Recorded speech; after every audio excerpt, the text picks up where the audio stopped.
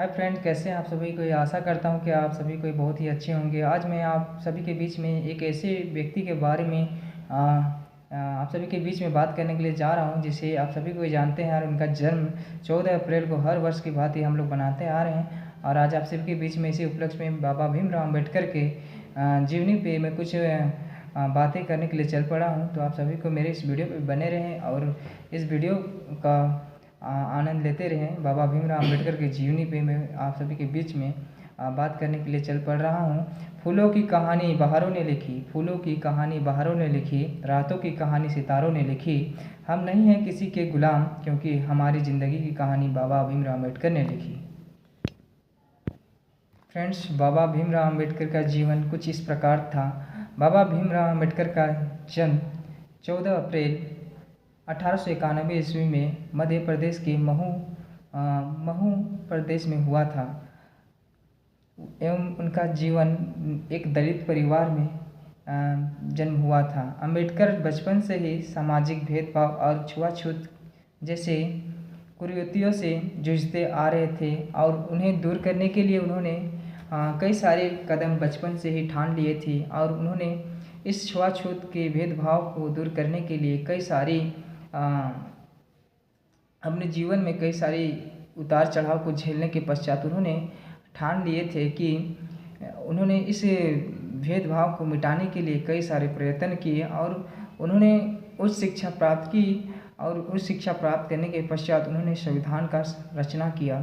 और संविधान की रचना करने में आप सभी को पता है कि 2 वर्ष 11 महीना 18 दिन लगा था। और एक संविधान को बनाने में बाबा भीमराव अम्बेडकर जी का बहुत ही बड़ा योगदान रहा। इससे संविधान के जरिए आज कई सारे दलित परिवार जो हैं आज संविधान के देन से अपने जीवन को खुशमय जीवन व्यतीत कर रहे हैं। नहीं तो फिर आप सभी को पता है कि ब्राह्मण क्षेत्रीय वैश्य शूद्र वन व्यवस्था के आ जाने से लोगों के साथ में बहुत बड़ा शोषण चल रहा था, जो कि आज भी कई समाज में देखने को मिलता है। इस प्रकार के जो चले आ रहे हैं समाज में कुरीतियों को दूर करने में बाबा भीमराव अम्बेडकर का बहुत बड़ा योगदान रहा।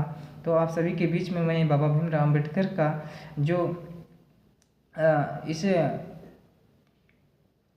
इस कड़ी में जो योगदान रहा उसको मैं बताने के लिए आप सभी के बीच में चल पड़ रहा हूँ। बाबा भीमराव अम्बेडकर जी ने उच्च शिक्षा प्राप्ति के लिए कोलंबिया की यूनिवर्सिटी अमेरिका में, लंदन और इकोनॉमी इंग्लैंड जैसे संस्थानों से पढ़ाई करने के पश्चात उन्होंने ठान लिया कि मैं इसको जड़ से मिटा कर रहूँगा, क्योंकि जातीयता के आधार पे लोगों के साथ में रंग के आधार पे, जातीयता के आधार पे ऊंच नीच के दर्जा से छोटे कास्ट को, दलितों को, शूद्रों को बहुत ही कष्टमय जीवन जिंदगी बिताना पड़ता था। जिस कारण से बाबा भीमराव अम्बेडकर ने ठान लिया था कि इसको मैं जड़ से मिटा कर रहूँगा और सभी को समानता दिलाने का अवसर प्रदान करूँगा। क्योंकि आज भी समाज में देखा जाता है कि कई सारे समाज में जैसे कि छुआछूत हुआ, कोई दलित परिवार कोई पानी को टच कर दिया तो फिर उसके साथ में दुर्व्यवहार किया जाता था। तूने मेरे पानी को क्यों टच किया करके उसके साथ में गलत व्यवहार किया जाता था। तो आज बाबा भीमराव अम्बेडकर के चलते हम सभी कोई खुले आसमान में एक खुले पंछी की तरह हम लोग सर्वाइव कर पा रहे। नहीं तो फिर दलित अछूतों के साथ में इतना दुर्व्यवहार किया जाता था जो कि आप समझ नहीं पाते।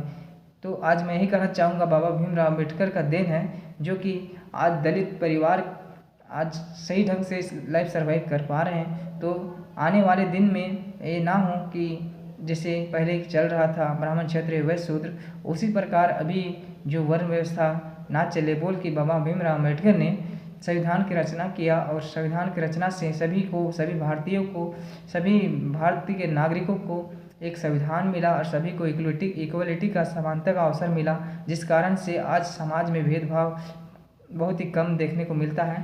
तो आज मैं यही कहना चाहूँगा कि 2025 का थीम यही रहेगा कि सभी कोई जो भी ऐसे छुआछूत का भावना रखते हैं उन सभी भारतीय नागरिकों